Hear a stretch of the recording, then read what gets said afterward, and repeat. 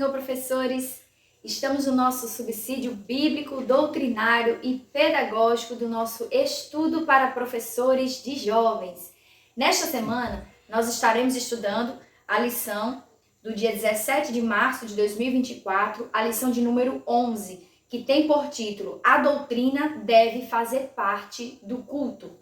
Nosso texto principal está localizado no livro de Colossenses, capítulo 3, verso 16, que nos diz o seguinte: a palavra de Cristo habite em vós abundantemente, em toda sabedoria, ensinando-vos e admoestando-vos uns aos outros, com salmos, hinos e cânticos espirituais, cantando ao Senhor com a graça em vosso coração.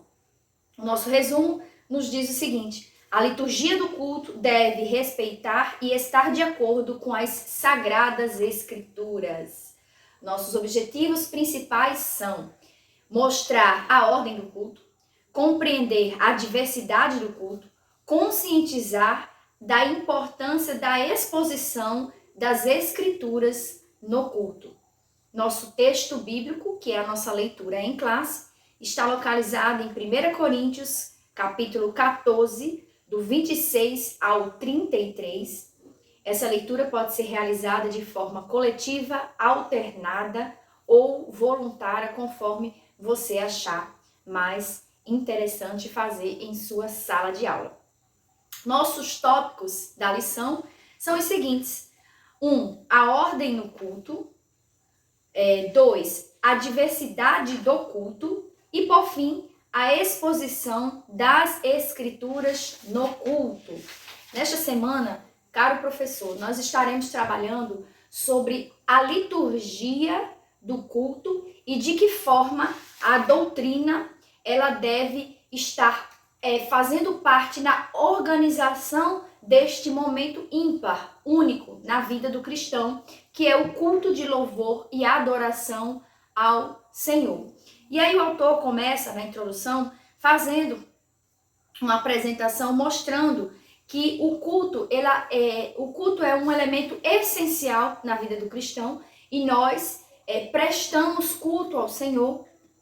E para que isso aconteça de forma coletiva, ao mesmo tempo que individual, porque cada um presta o seu culto a Deus, mas nós estamos em comunhão, congregando-nos uns com os outros em um determinado ambiente. E para que isso aconteça de forma salutar, equilibrada, é preciso haver uma organização. E por isso que a doutrina dos apóstolos já apontava elementos base, elementos que não devem faltar nessa organização do culto, nessa liturgia, para que isso venha acontecer de forma produtiva e venha trazer crescimento à vida do cristão.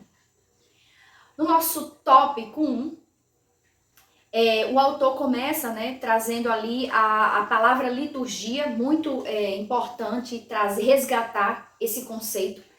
Se fosse pensar em organização de culto, a primeira palavra que eu pensaria exatamente em trazer para esse momento de elucidação do aluno seria a palavra liturgia. Inclusive, em muitos cursos teológicos, há disciplinas, cadeiras com o nome liturgia, onde vai se estudar durante um certo período toda a organização, para que serve a liturgia, E aí é muito importante ver esses elementos, porque não se tratam apenas de rituais, mas sim de elementos que o Senhor deseja que tenha ao prestarmos um culto. Então, no primeiro subtópico, ele vai trazer aqui, falando que esse termo vem do grego leite, laos, que é povo, e urgia, que é ofício, ou seja, trabalho público, Serviço público, ou seja, a liturgia ela é aquele momento coletivo em que se organiza um trabalho. E aí, com o decorrer do tempo, do uso dessa palavra, ela adquiriu uma conotação especialmente religiosa. E aí ficou com o termo ofício religioso. Então é bem interessante que quando a gente pensa em liturgia, nós pensamos naquele momento em que vamos entregar o nosso culto ao Senhor. E o culto ele deve ter uma ordem, ele deve ser litúrgico, ele deve nos conduzir ao momento em que vamos ouvir, né? E também que as escrituras sejam pregadas. Nós vamos ver isso mais adiante. E aí, o próprio autor nos diz que a liturgia é a roupagem do amor de Deus, e o amor de Deus, a verdadeira substância do culto. Rito e culto também são termos correlatos para que o culto tenha o padrão bíblico. E aqui ele cita aquele trecho, né, de Romanos 12, 1 e 2, que fala sobre que nós devemos nos apresentar em sacrifício vivo, que é o nosso culto racional. Então, o que seria esse culto racional? O culto da razão, em que eu estou ali consciente, orientado daquilo que eu estou fazendo naquele lugar. E aí, caro professor, é importante também iniciar um momento de tempestade de ideias com seus alunos, perguntando se eles sabem o que é culto. O que seria culto para você? O ato de cultuar. E você vai escutar as respostas, né? Adorar a Deus, ir para a igreja, entregar o louvor. Mas nós vamos perceber que, por vezes, por mais que nós compreendamos esse sentido de culto, né? É importante esclarecer para os nossos alunos que não é Deus que está ali para nós no culto. E sim, nós é quem estamos ali para prestar-lhe culto. Ou seja, nós é quem oferecemos culto ao Senhor. Então é importante, né, observar isso, certo?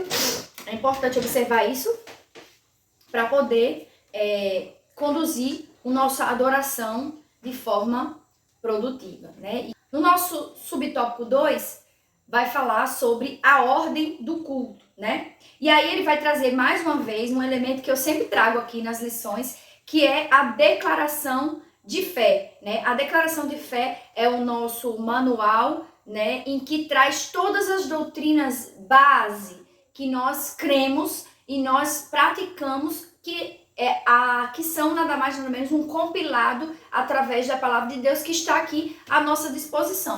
E aí ele traz um trecho, né, mostrando aqui: entendemos que a adoração pública é um encontro com Deus para um diálogo, e nós conversamos com Ele por meio das nossas orações, cânticos e ofertas, e Deus fala conosco por meio de sua palavra. Então, nesse pequeno trecho da nossa declaração de fé, ele descreve a completude de um culto. Nós ofertamos a Ele o nosso louvor, a nossa adoração, nós ofertamos através dos dízimos e das ofertas alçadas, nós entregamos o nosso louvor, nós oramos ao Senhor e temos um momento em que Deus falará conosco através da sua palavra. Mas nós iniciamos esse processo chegando ao seu altar, nos entregando este momento, certo? Então é importante deixar claro que essa é a essência do culto. Nós é quem prestamos o culto ao Senhor, porque Deus não nos dá um culto, nós é quem damos o culto a Deus, porque Ele é quem merece toda a honra, toda a glória e todo o louvor. E aí no subtópico 3 ele vai falar dos elementos, mais uma vez, para fechar aqui esse primeiro tópico, né? A oração, o louvor, a leitura bíblica, exposição das escrituras, testemunhos, ofertas e dízimos. Então, esses seriam elementos base, né? Geralmente nessa ordem, mas não necessariamente nessa ordem, dependendo do tipo de culto em que nós participemos, né? Porque às vezes há uma festividade, mas não pode deixar de haver um desses elementos, porque esses elementos são centrais, né? E aí a exposição da palavra, nós vamos ver mais adiante, ela tem essa centralidade. Se não tem, deve ter, né? Na maioria dos cultos. Então, é importante trazer esses pontos a seu aluno. No nosso subtópico 2, a diversidade do culto. E aí ele já conceituou, o autor conceituou liturgia, vai conceituar o termo culto. Tem sido definido a partir da palavra latreia e leiturgia, indicando adoratio, adoração, prática vital no culto cristão. Então, isso seria interessante, esse ato, né, de reconhecer a grandeza e santidade de Deus, assim como sua própria pequenez e necessidades de perdão e santificação. Então, para que nós vamos ao culto? Para entregar o nosso melhor ao Senhor. E através do culto nós reconhecemos que precisamos buscar o Senhor, precisamos adorar a Deus. E aí tem um ponto importante aqui para ressaltar. você pode levar essa exemplificação para a sala de aula e falar, por exemplo, na época da pandemia, né? Os templos fecharam, algumas igrejas reuniam 2 ou 3 irmãos, abriam a câmera, faziam culto mesmo no templo, né? Com a quantidade mínima de pessoas, e o culto era feito. E nós que estávamos em casa, tínhamos que ter a disciplina e a liturgia, né?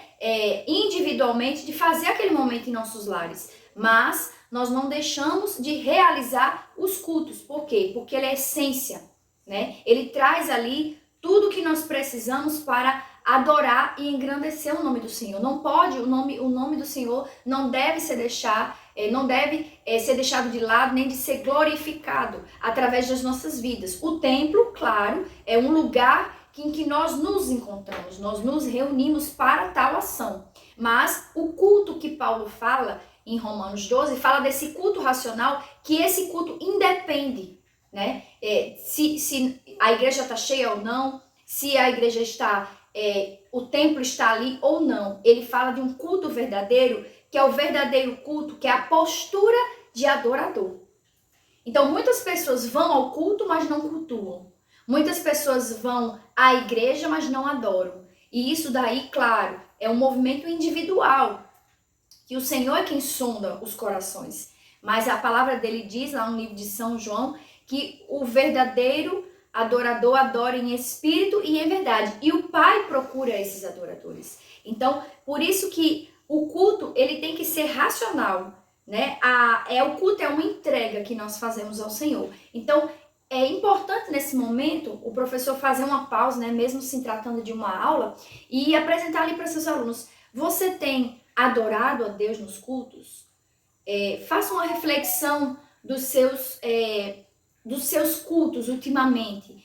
Qual tem sido o resultado, né? Qual tem sido o saldo positivo? Porque muitas vezes, né, da idade de jovens, às vezes é comum ir para a igreja porque todo mundo está lá, é um momento de comunhão, nós nos encontramos, mas nós precisamos compreender que a verdadeira essência do culto é a nossa entrega ao Senhor, daquilo que nós viemos trazer para Ele. Glórias, aleluias, louvores, ofertas. É por isso que Paulo diz, né, que quando vos reunirem, né, lá na leitura principal, ele retoma em Coríntios 14, o 26, ele diz: que farei, pois, irmãos, quando vos ajunteis, cada um de vós tem um salmo, tem doutrina, tem revelação, tem língua e interpretação, faça-se tudo para a edificação. O apóstolo Paulo, nesse momento aqui, ele estava organizando, mostrando aos coríntios, né, a forma adequada de organizar esse culto ao Senhor. Por quê? Porque, por vezes, né, na igreja primitiva nós sabíamos que não tínhamos, assim, uma liturgia instituída de cara, né, de fato, mas aos poucos foi se organizando. Então, eles se preocupavam em pregar a palavra, enquanto isso tinha as viúvas que estavam sofrendo. Então, se instituiu os diáconos para cuidar dessas viúvas, dessas pessoas que estavam carentes. Depois, eles passaram a dividir os ofícios, né? E aqui na igreja de Coríntios, o apóstolo Paulo estava tentando organizar que quando eles juntassem, né, para realizar o culto, independente de templo, era importante que esse culto fosse organizado em salmos, hinos, orações, né?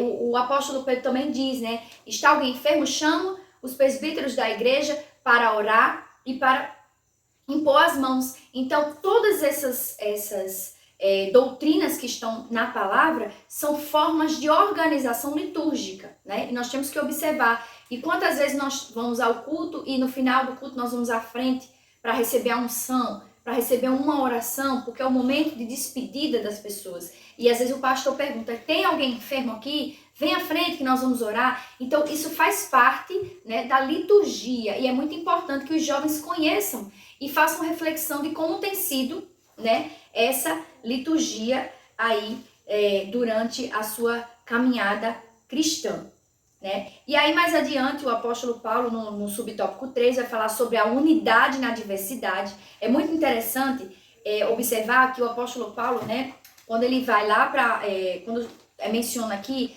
nos capítulos 11 e 12 do livro de Coríntios, né, ele começa a organizar, né, a questão dos dons, né? Porque a igreja de Coríntios, ele tinha muitos dons, né? E no capítulo 12, verso 4, ele diz: há diferentes tipos de dons, mas o Espírito é o mesmo. Aí o 5 diz: há diferentes tipos de ministérios, mas o Senhor é o mesmo. Há diferentes formas de atuação, mas é o mesmo Deus quem efetua tudo em todos. E aí é importante observar que a diversidade daquilo de dons que o Senhor concedeu foi para a edificação da sua igreja. E aí, por isso que o subtópico 3 diz unidade na diversidade. Então, há os irmãos que têm aquele talento para o louvor, há os irmãos que têm um talento para a palavra, outros para mestres, doutores, que são os dons ministeriais, né? Aquele irmão que conduz o louvor, o irmão que é o diácono, que tem aquele dom da diaconia, de servir ao próximo, de estar ali à disposição. Então, é dessa forma que o apóstolo Paulo, ele organiza, né? E ele mostra aos coríntios que é possível, mesmo através, né, da palavra, dos dons, dos diferentes dons, é possível conter uma unidade, né, naquele momento de culto ao Senhor. E por fim, o nosso tópico 3 nos fala sobre a exposição das escrituras no culto. E aqui, esse tópico 3, ele está muito ligado ao título da nossa lição, né? A doutrina deve fazer parte do culto. E aí, pensando na liturgia do culto, é importante, professor, parar para pensar.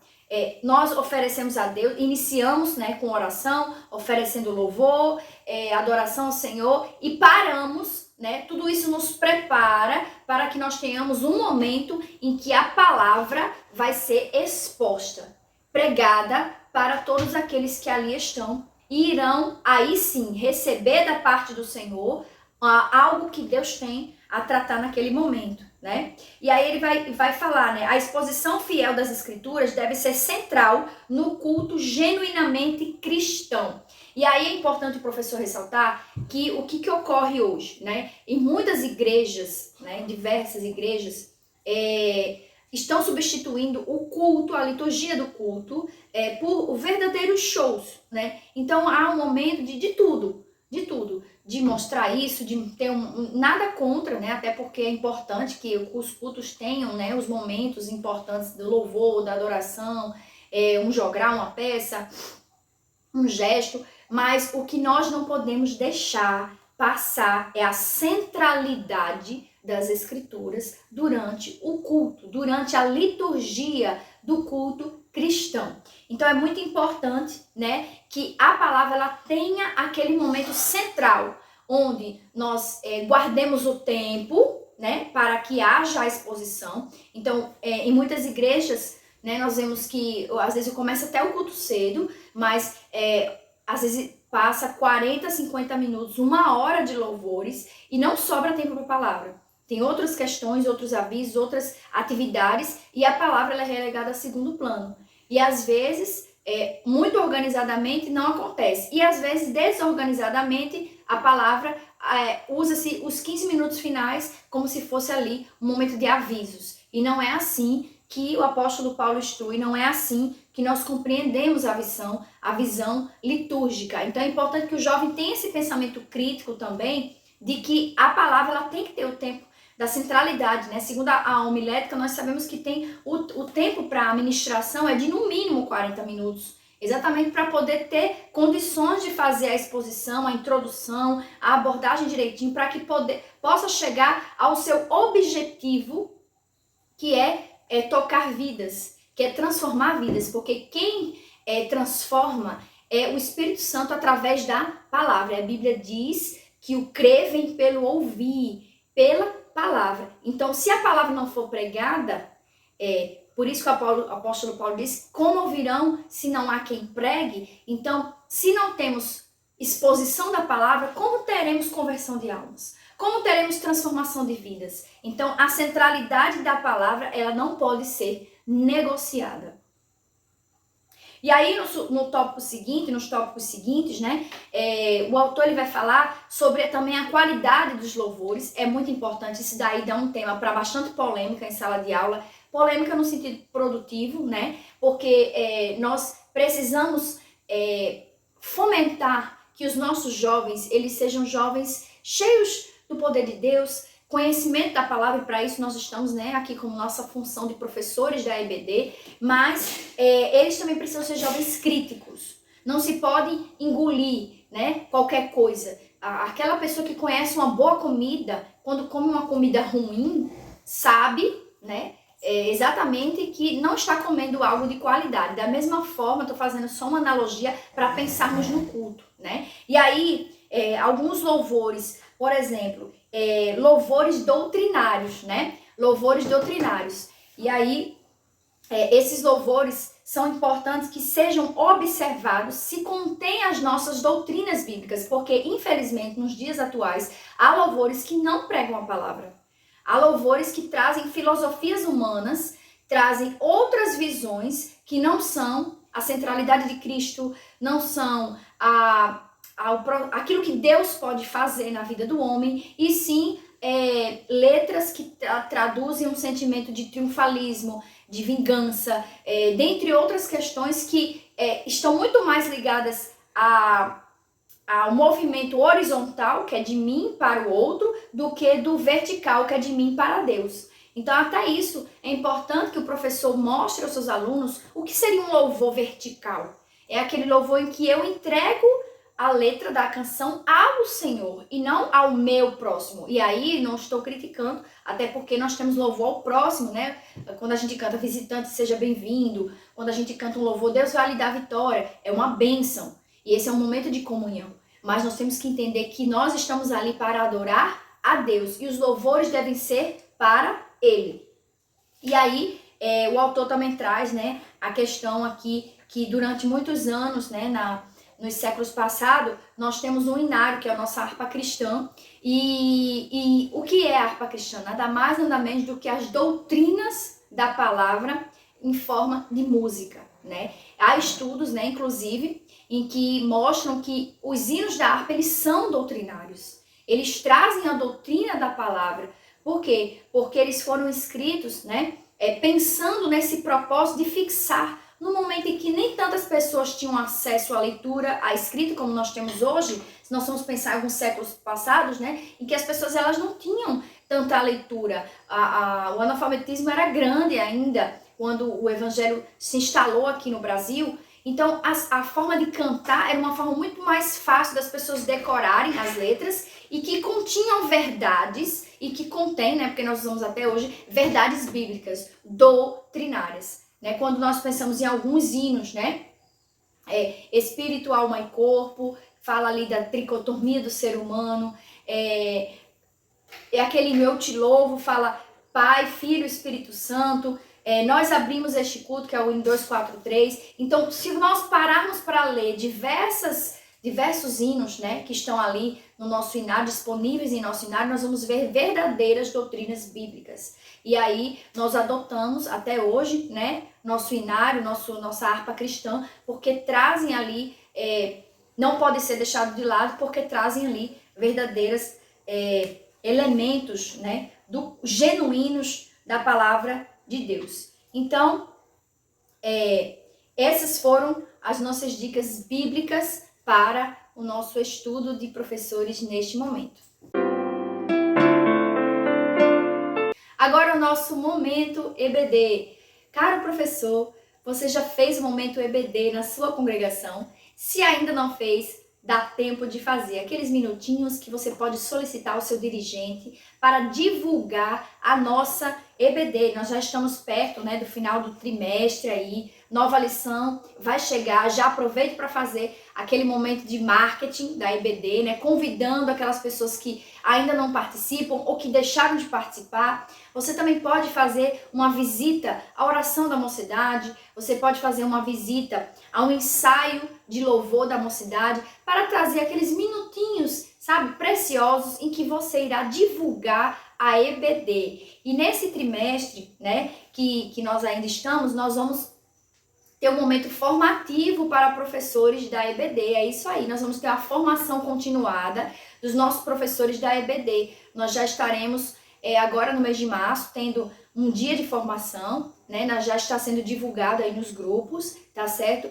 O banner EBD para além das quatro paredes. Nós teremos nosso primeiro estudo, a nossa primeira formação, que está recheada de coisas valorosas e poderosas para abençoar o seu ministério. Então, fique ligadinho nas nossas mensagens, né, através dos grupos, para que você possa participar desse momento conosco de forma proveitosa e assim crescer no seu ministério. Agora vamos para as nossas dicas pedagógicas do nosso estudo para professores. A nossa lição dessa semana, ela traz, né, algo muito interessante, que é a vivência, né, do culto que os alunos já compreendem e vivem na prática, né? E aí a nossa orientação da lição, o professor traz, né, na página 76, ele pede para que o professor converse com seus alunos, explicando os elementos da adoração no templo, no Antigo Testamento, né, que ainda assim permanece nos dias de hoje, que são a oração, o sacrifício, a oferta, o louvor e o cântico. O sacrifício não mais, né, porque quando Cristo fez o sacrifício na cruz, nós não precisamos mais realizar sacrifícios para termos nossos pecados perdoados. Então, esse sacrifício foi único, né? E a partir daí, nós passamos a realizar o culto com os demais elementos: oração, oferta, louvor, cântico e a palavra. E os nossos dízimos e ofertas, né? E aí, ele diz, né? Também traz aqui um trecho da declaração de fé e pede para que o professor venha conversar. Eu aconselho fazer os dois momentos, né? Você pode não só escolher fazer esse ou o nosso, que nós vamos indicar aqui, mas fazer os dois. Por quê? Porque esse momento aqui, ele é muito importante. Ele é um momento que vai conversar com o aluno ali se ele tem aquele conhecimento sobre o culto, né? E aí é bem interessante que o professor traga esse momento para a sua aula. Isso aqui pode ser realizado logo no início da lição. A nossa segunda dica pedagógica é que vocês estarão dando aula, né, no domingo ou no sábado, algum dia da EBD, e vocês vão passar como tarefa para esses alunos que eles observem os elementos litúrgicos e anotem esses elementos, exemplificando, tá, de que forma aconteceram, para que tragam um relato na próxima aula. É uma atividade de aula, né? E aí o aluno vai localizar, por exemplo, em que momento houve a oração. Então ele vai mostrar, na minha congregação o momento da oração foi no início do culto, foi oração pelo momento da palavra, foi oração do ofertório, oração final. E depois quais foram os louvores, e quantos minutos foram destinados à pregação da palavra, das escrituras e da doutrina cristã. Quantos minutos se gastou no louvor, quantos minutos se gastou com outras práticas que mostram aqui o processo litúrgico do nosso culto. E aí na próxima aula você vai perguntar quem fez a atividade, tá? Você pode premiar os alunos que realizaram a atividade. Por quê? Porque é importante o professor trazer, né, esse reconhecimento para a turma, pode dar bombons, um chocolate para aqueles alunos que trouxerem, e eles vão fazer uma pequena apresentação. E você pode perceber que, dependendo do culto que ele observou, pode ter sido organizado de formas diversas, né? A liturgia é uma, mas nem sempre são os mesmos hinos, nem sempre são os mesmos cantores e pregadores naquele momento. Então, essa dica aí vai fazer com que o aluno traga um momento reflexivo do culto, da liturgia, desse momento, tá certo? Então, foram essas nossas dicas bíblicas, didáticas e pedagógicas do nosso estudo para professores de jovens. Se você gostou desse vídeo, curta, compartilhe, se inscreva em nosso canal e ative as nossas notificações. Nossos vídeos vão ao ar toda semana. Que Deus abençoe a sua vida, que Deus abençoe a sua casa e uma excelente aula no domingo.